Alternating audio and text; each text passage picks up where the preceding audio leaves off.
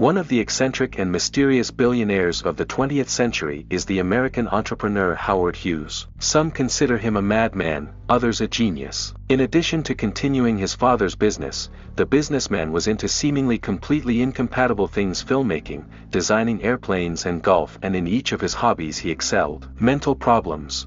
The boy was born on December 24, 1905, into the family of a successful businessman. His father owned an oil drilling machine factory. From infancy Howard was surrounded by love, care, and luxury. Despite prosperity in everything, the boy grew up rather withdrawn and sickly. At school he went without much pleasure, as friendships with peers did not develop. Classmates considered Hughes a freak, because he did only what he liked, and ignored the other assignments. It was because of the lack of communication and his mother's hyperprotective parenting that Howard began to have mental problems. Every year he withdrew more and more into himself, but he began to get involved in technology. He independently conducted experiments and created technical novelties, such as a radio transmitter from a doorbell and a gasoline motor for a bicycle. Death of his parents. In 1922, after an unsuccessful operation, Hughes's mother died, and 2 years later his father died. The 19-year-old young man becomes a factory owner and heir to a $2 million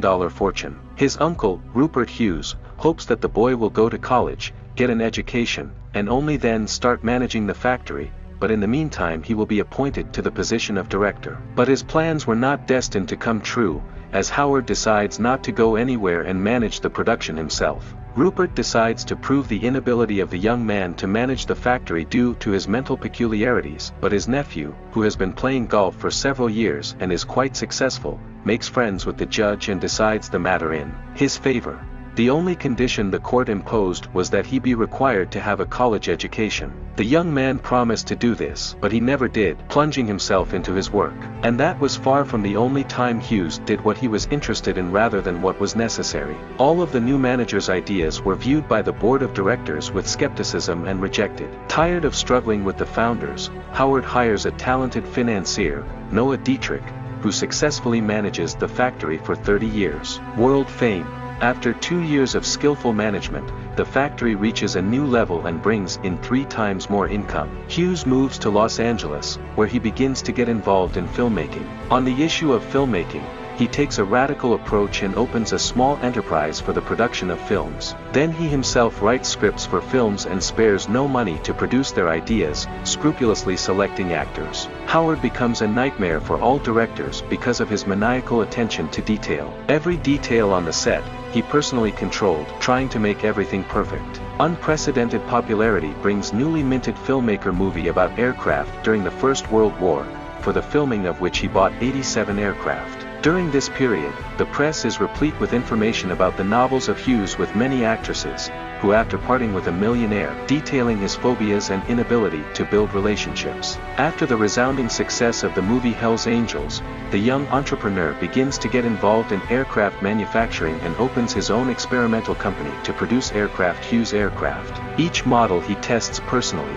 Even the millionaire had complaints to the designers, and he was constantly making changes to the designs. In 1939 Howard Hughes's fortune was estimated at $60 million, and in 7 years he would increase it to $500 million. In 1966 he would sell the stocks of his company and become a billionaire. While testing his own planes, he suffers 2 plane crashes. Only with the help of heavy medication can he get back on his feet. But it gets worse and worse with his psyche. With a mental breakdown, he begins to have a mania of purity that does not overlap with his own body. More than once he could shut himself either in his house or hotel and not come out for weeks, watching movies and eating ice cream. Loneliness.